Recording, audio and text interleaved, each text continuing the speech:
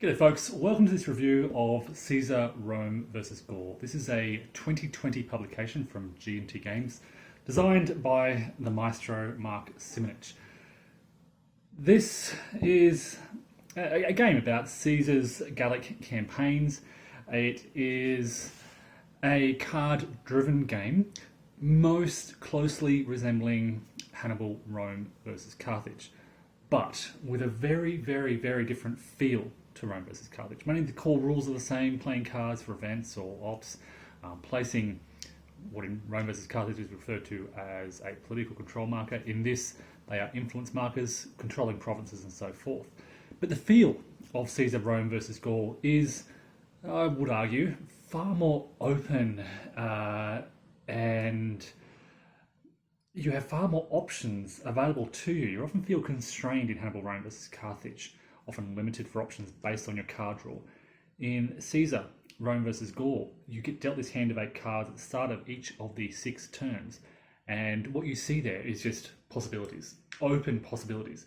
The map is far more open and has the potential for variation compared to Hannibal, Rome versus Carthage. Hannibal, Rome versus Carthage often feels like a narrative on rails with some variation possible. Hannibal invades across the Alps. There's a bit of a tension there, some fighting, various little sort of expeditions to North Africa, perhaps Corsica, Sardinia, and maybe a Roman expedition to Spain.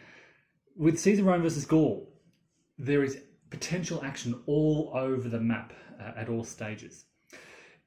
For the Romans to win, they need to secure 12 victory points. And there are several sources for their victory points. At the end of each of the 6 turns, the Romans calculate governance VPs. This is how well they are dominating or controlling areas of the map. There's Aquitania, Celtica, and Belgica. And they get different points for having a presence and or controlling these regions by controlling a certain number of provinces, typically more than the Gallic player. They'll either get 0, 1, or 2 victory points each turn based on how well they're doing.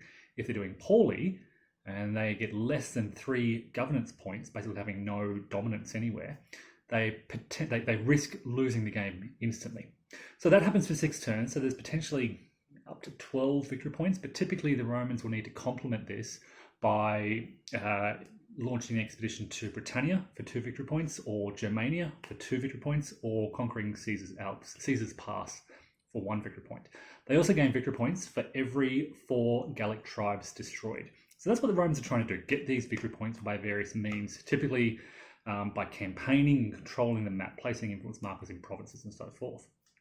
The Gallic player is trying to deny the Romans those victory points. The Gauls win if they can stop the Romans getting to 12. If the Romans only make it to 10 or 11, it's a Gallic victory.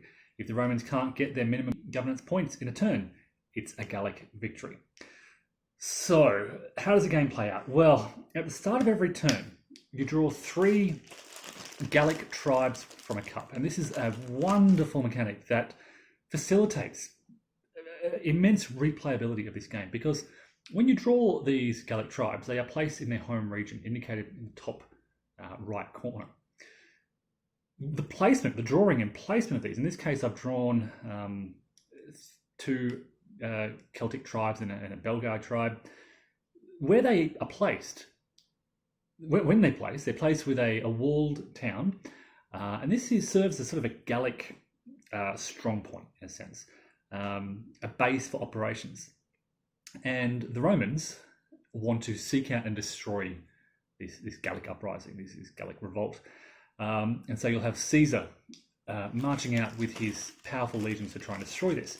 But of course, where these tribes are determines sort of where Caesar goes and where he can control.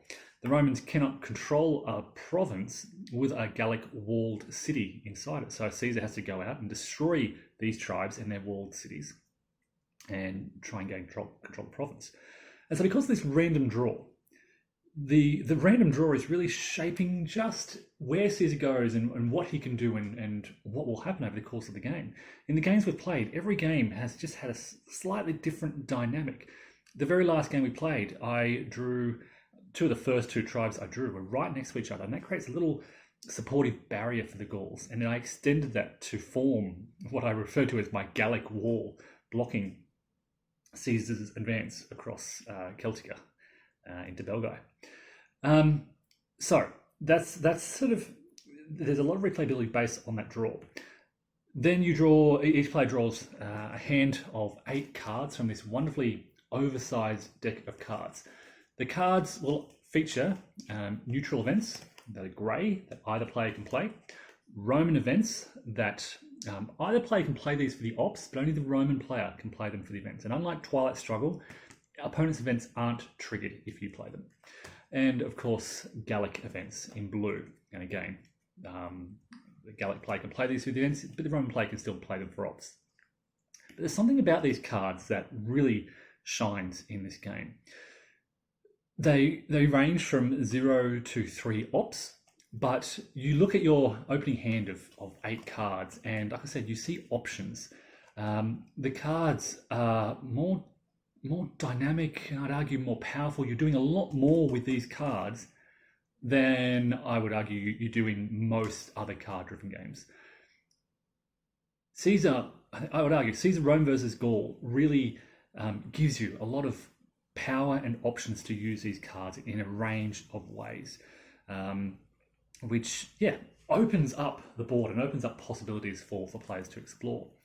A lot of the cards, you'll notice, have a little bonus in the top right corner. That means that when you play the event, so if the Gallic player, it's a blue event, the Gallic player plays this for the event, in this case placing the Gallic mercenary combat unit, they also get to take 1 additional action point.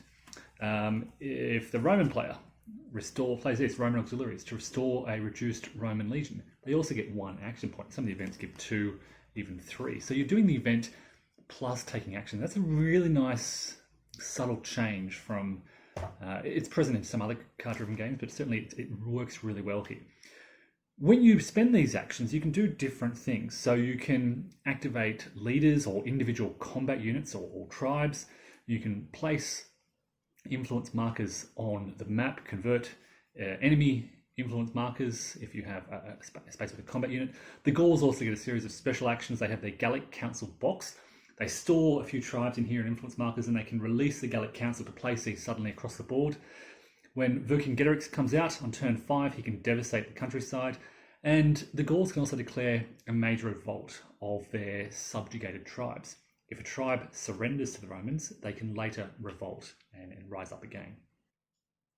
So you're basically moving and placing items. They're the 2 main things that you're doing. But because the map is so large, and because these areas are so open and connected, there is a lot of possibility, and you're always looking, your opponent will always have avenues to advance typically, and you're always looking at what they may be doing next, what they may be planning next with their hand of cards, with the presence of their leaders and legions.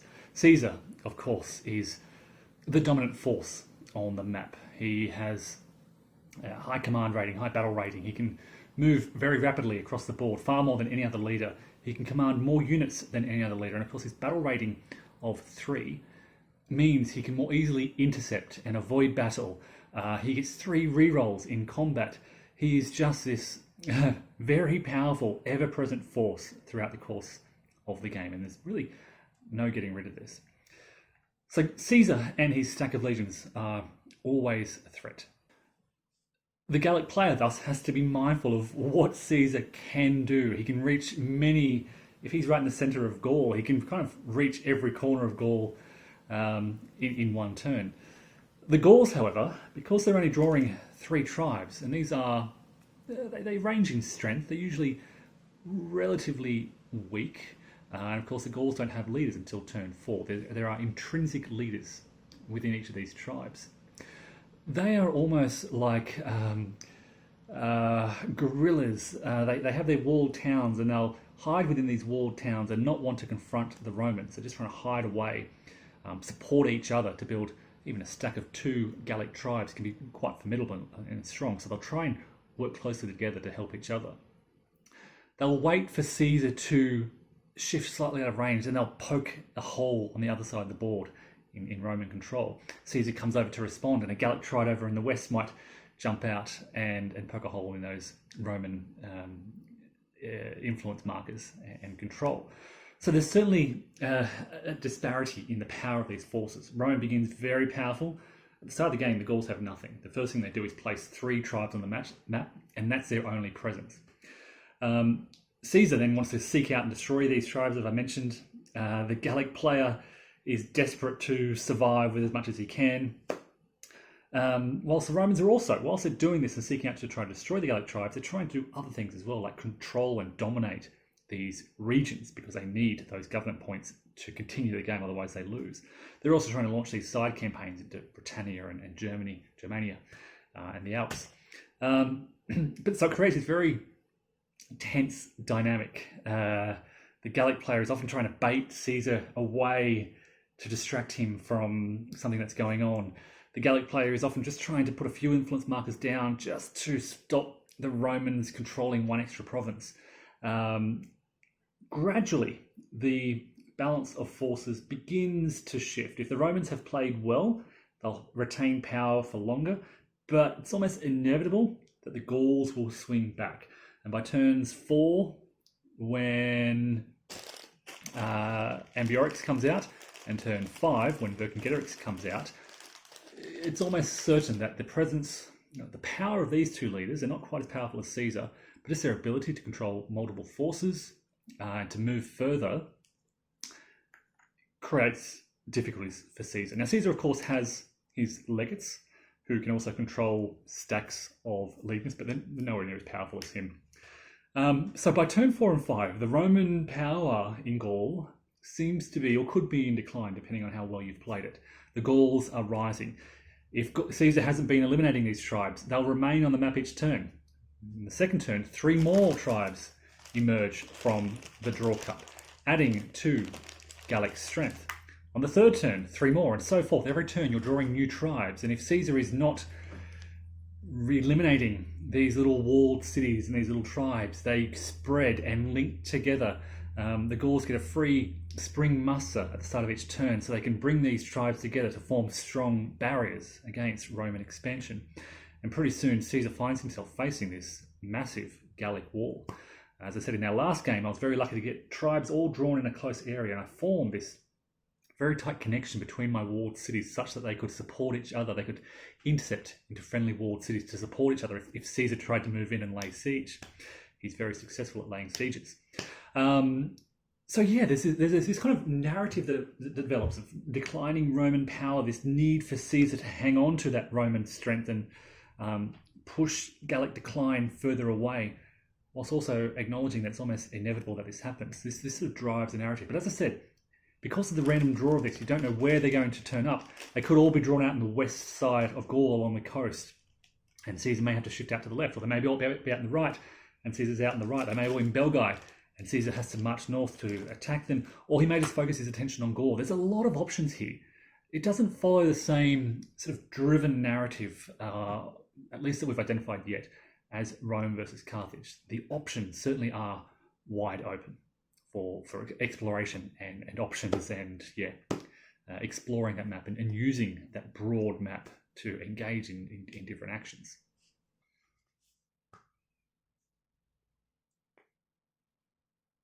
So the control of spaces and the control of provinces, as I mentioned, it's similar to Hannibal Rome versus Carthage, but because these spaces are so broad and open, the kind of back and forth at times is for me reminiscent of that ancient, I think it's Chinese game Go, where you're placing the black and white tiles on the map and trying to sort of shut your opponent out from regions.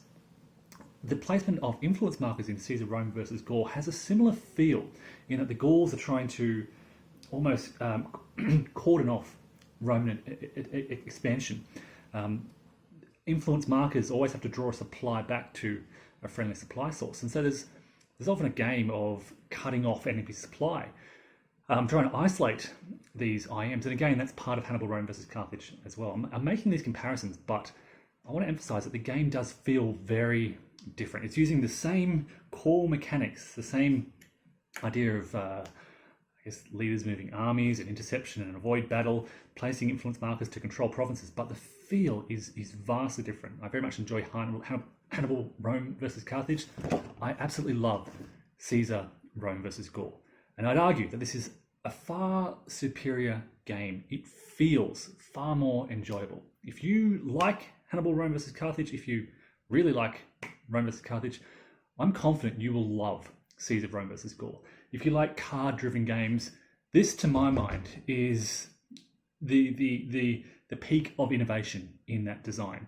Mark Simonitch, the maestro, has done an amazing job in bringing all these relatively familiar components together and just tweaking them in such a way that he creates, via this game, an incredible tension between the two players, between the armies, the imbalance of forces, between the placement and the navigation of these influence markers, the balance of cards. Look, there's a single deck that players draw from, and there's potential there for players to get a bad hand, but it's unlikely because you have eight card hands in a turn.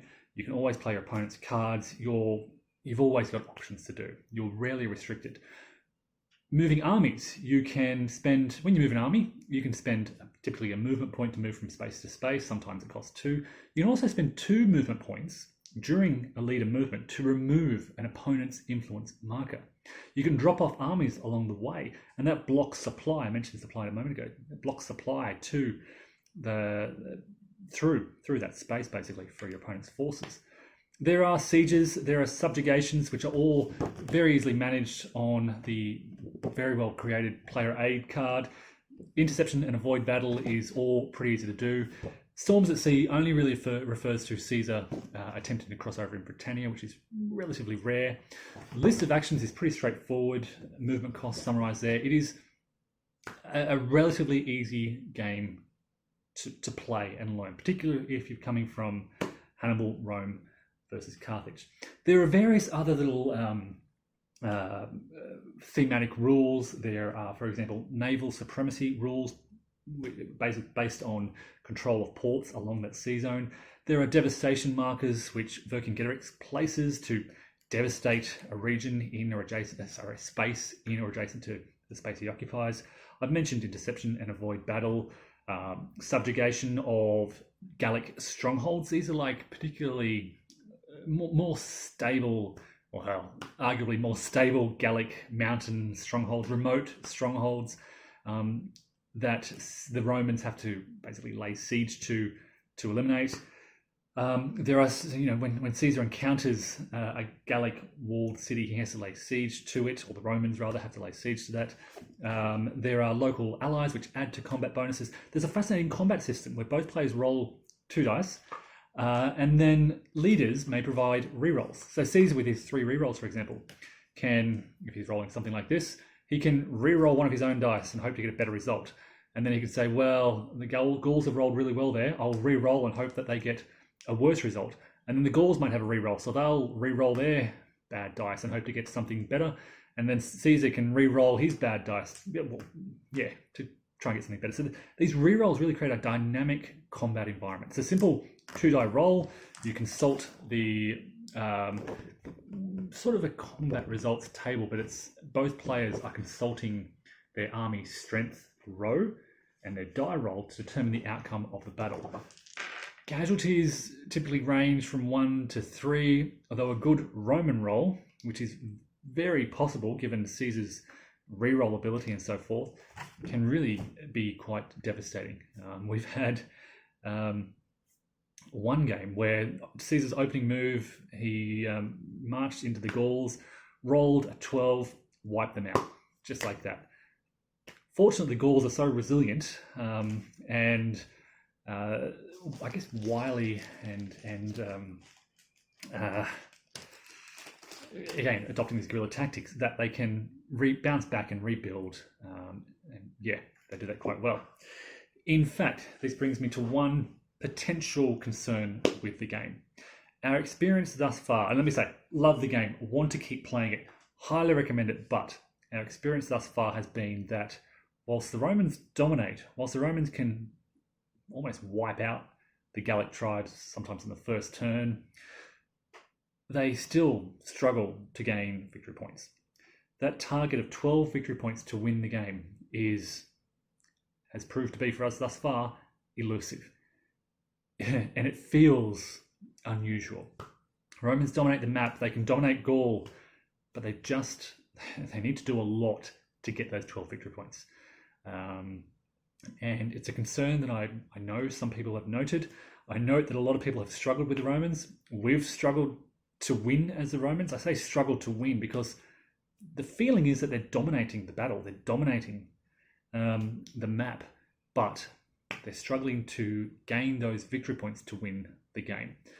And we've described this almost as a puzzle. There's a puzzle for the Romans to solve. They're trying to put the pieces together to collect the victory points through destroying Gallic tribes, through their expeditions to Britannia, Germania, and the Alps, and by controlling provinces. And the Gauls are trying to throw those pieces out the window as they're trying to solve it. And to date, we haven't been able to solve that puzzle as the Roman players. We haven't seen a Roman victory in our games to date. In many cases, you'll say, well, doesn't that kind of undermine the game? Doesn't that kind of really spoil it? I think we're still on this journey to explore the game. We have played a number of games, let me say, but we feel that it's a puzzle to solve, and we're keen to see what the Roman player needs to do to secure those victory points. It certainly feels easier to play as the Gallic player. It is more difficult to win as the Roman player. And we anticipate that as still, I guess, relatively new players, it's a big learning curve. We're still learning what the Romans precisely need to do, balancing Caesar's enthusiasm for destroying Gallic tribes versus needing to dominate provinces and needing to go on these expeditions, invasions, not quite called expeditions. So yeah, it's striking a balance somewhere between those sort of multiple sources of victory points, which we are yet to quite solve. But as I said, we seem to be getting better at it, and we anticipate a point where hopefully there's a balance between the two forces, between two experienced players. But just be mindful of that. I will pretty much guarantee on your first couple of games, the Gauls will likely win because they are relatively easy to play. The Romans still have fun. The Romans dominate battles. They win and wipe out Gallic tribes, and invade Germania, invade Britannia, and have these huge legions. And then they lose because they don't have 12 victory points. So that's something to keep in mind. It's not quite, and I'm not criticizing the game here. I'm just advising you to be mindful of that feeling of imbalance that relatively new players will experience. Now, one other thing I want to point out, this is a typical GMT outstanding production quality. When we first opened this up and put the map out on the table, my initial response was, wow, look how beautifully crystal clear the map is. The regions are very clearly delineated. There are very clear movement paths. The regions are clearly colorized. The artists who worked on this, Paweł, Kurowski, and Chechu, Nieto, Sanchez. Chechu, Nieto, Sanchez did the artwork for a lot of the coin games, Pendragon, Falling Sky. Two big thumbs up to those guys for all their work in this game. The cards are beautifully illustrated and clear. The color schemes throughout everything here is wonderful. Even just I mean, this is wonderful GMT production quality. There's nothing to criticize in any of this. But the board in particular is beautifully clear. It is exactly what you want from a game like this, where there's never any uncertainty about where things are and where they should be, and where a province border lies, and where a movement path travels to. This is a model, I think, of what good wargame art should be like. So yeah, congratulations to Chechu, Nieto, Sanchez, and Paweł Kurowski on that, and again, Mark Simonitch for an outstanding design. Folks, I love this game. We finished playing it last night, 3 games. We finished, we set up again. We finished, we set up again. it is a game that leaves you wanting more, because every time you play, it's a different dynamic. Different tribes emerge, different events come out. They come out at different times of the course of play, which have different effects. If you draw, for example, I can't remember the name of the event. Well, for example, if I draw the Gallic militia early, they're less effective than if they're drawn on turn 5 or 6 when they may have a strength of 5 or 6. Trumpets of War, the Gallic player draws this event on turn 1. They can activate any or all Gallic leaders and tribes. That may be 1, 2, or 3 Gallic tribes. If they're drawing this event, as I did last night on turn 5, and you've got potentially a dozen Gallic tribes and leaders, they're all moving around the map, and that's devastating to the Romans. So different card draws at different times of play, different dynamics, different tribes come out at different points. Caesar does different things. This is certainly a game off the rails of a fixed narrative. I've mentioned that sort of swinging power imbalance. That's slightly variable, but what happens during the course of the game is fascinating. Every time you play this, it's a different experience. Always tense, always exciting, always enjoyable. That is Caesar, Rome versus Gaul, folks. This is pretty much my top recommendation for this year thus far. Go out, check it out, give it a go. Thank you, GMT. Thank you, Mark Simonitch. Thank you, those artists, for bringing this. If I have one wish, it is to see this design, the elements in this game, ported to other conflicts, ported to other sort of campaigns and historical situations. So I really hope Mark sort of turns this into sort of a Caesar series, sort of like the Coin series. We have different themes. I'd love to see more of this, more situations where we have this wonderful system to engage with. Thanks everyone for watching. Check it out. Caesar, Rome versus Gaul by GMT.